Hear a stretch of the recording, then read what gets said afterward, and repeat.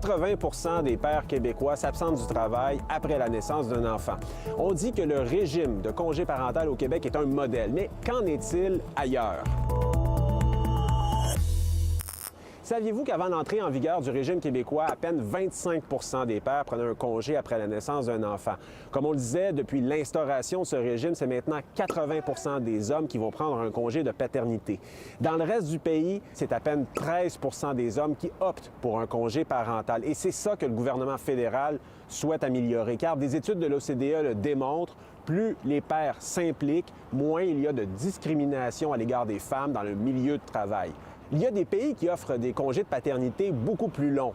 La Corée du Sud, par exemple, offre aux pères 53 semaines. La France, 28 semaines. Mais en Corée, comme en France, à peine 4 des pères utilisent ce genre de congé. Pourquoi? En raison des risques financiers. Les prestations ne sont pas assez généreuses et les hommes préfèrent rester sur le marché du travail. D'autres pays, comme la Norvège, ont une approche plus flexible.